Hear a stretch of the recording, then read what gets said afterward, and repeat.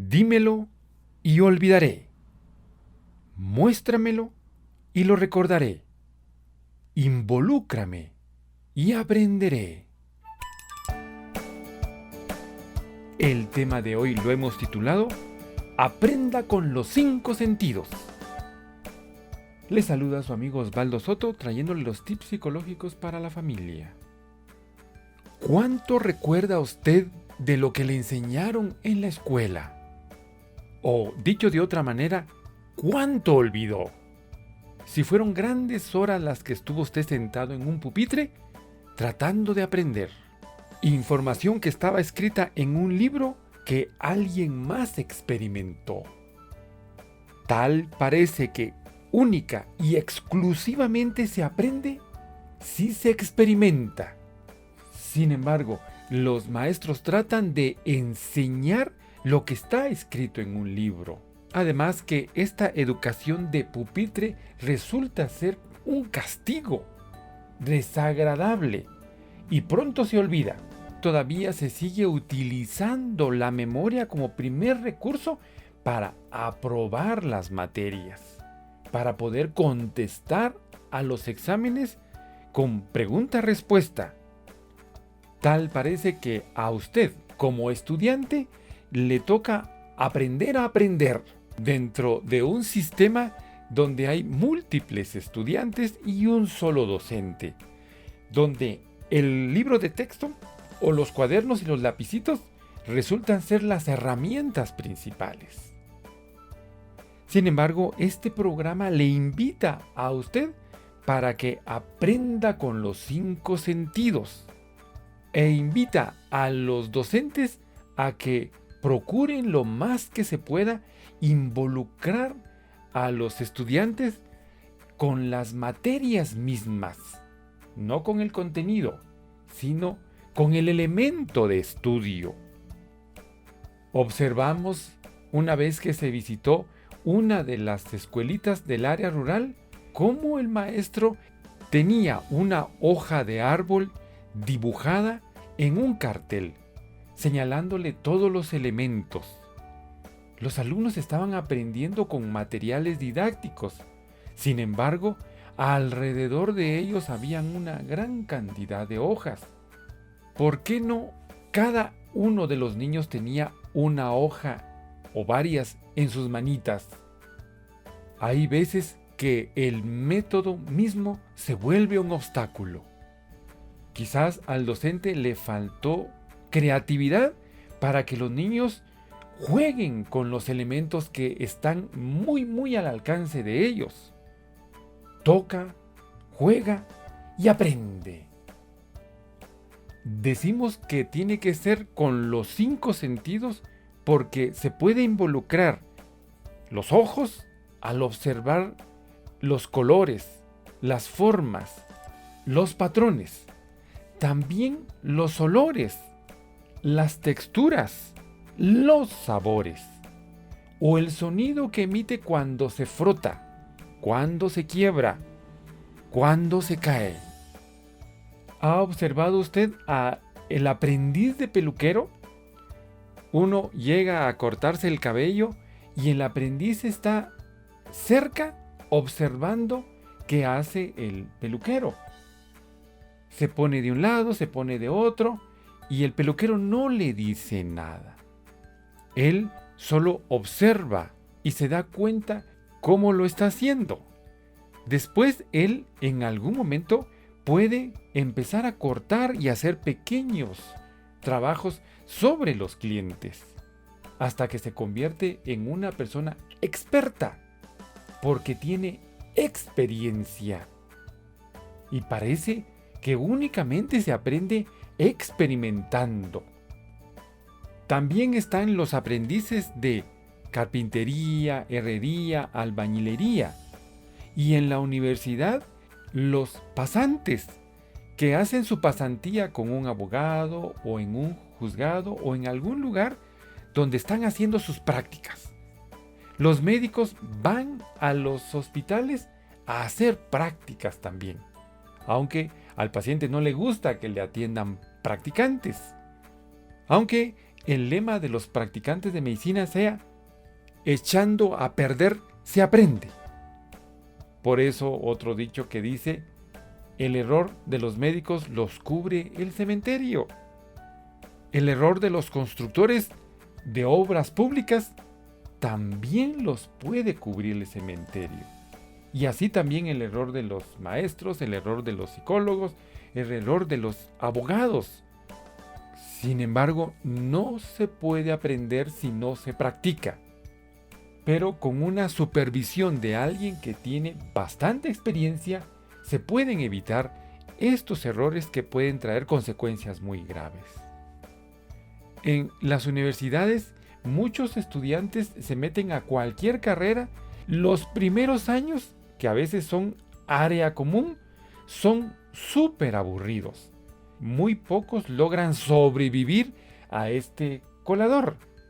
Cuando están más o menos en el tercer o cuarto año, se van a las prácticas y ahora valoran el significado de la teoría.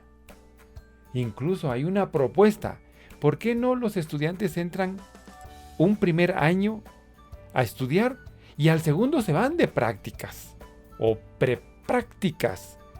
Cuando están en el campo de acción, cuando están frente a la verdad misma, al oficio de su carrera, entonces valoran la teoría que se dan en las clases sobre el pupitre, en la pizarra.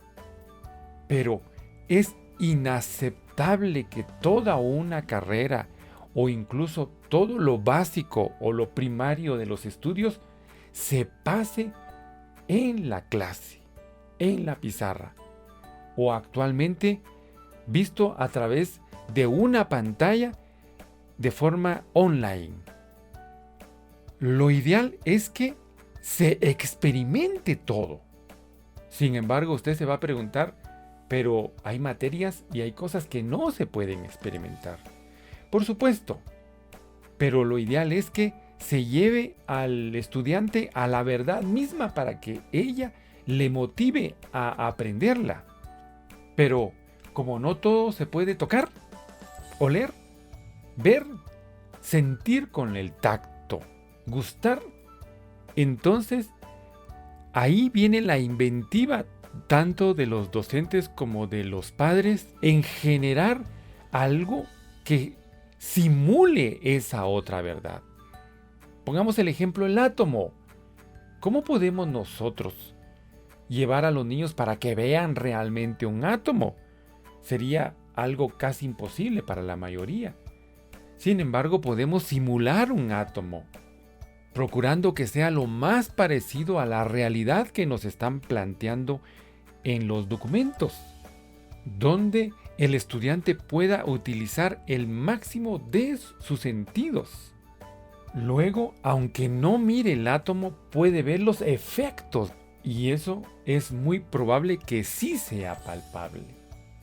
Por ejemplo, los electrones que se desprenden del átomo y van en una corriente, y el niño puede experimentar la corriente.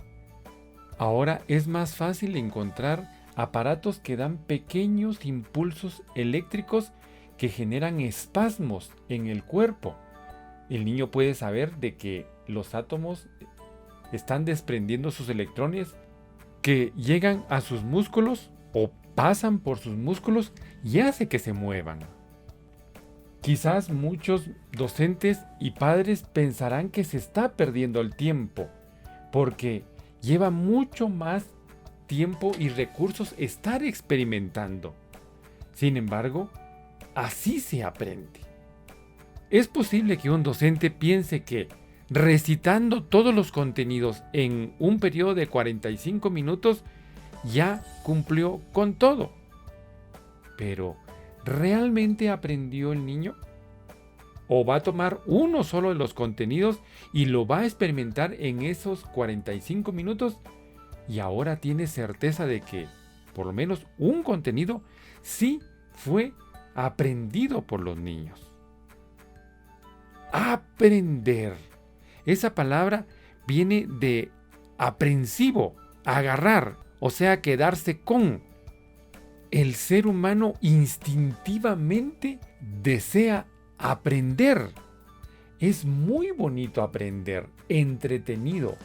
No se enoja la persona cuando está aprendiendo.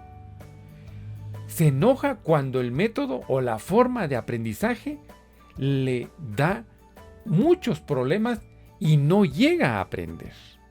Por lo tanto, se frustra y se va al servicio sanitario a escribir malas palabras y hacer dibujos de los docentes. No solo los seres humanos están destinados a aprender, también las demás especies sobre la faz de la Tierra.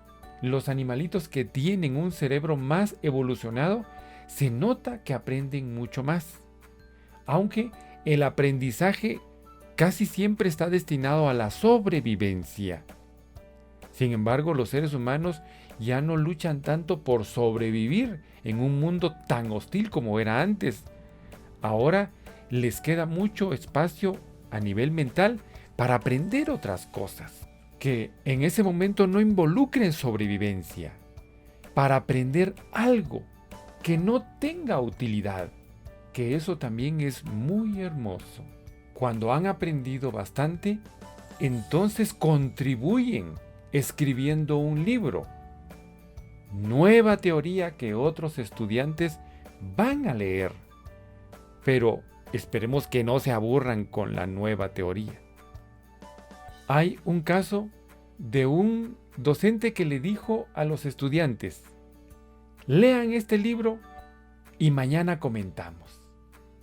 Hubo una niña que se leyó el libro completamente y al día siguiente llegó con una alegría a contar lo que había encontrado, las maravillas que había leído en ese libro.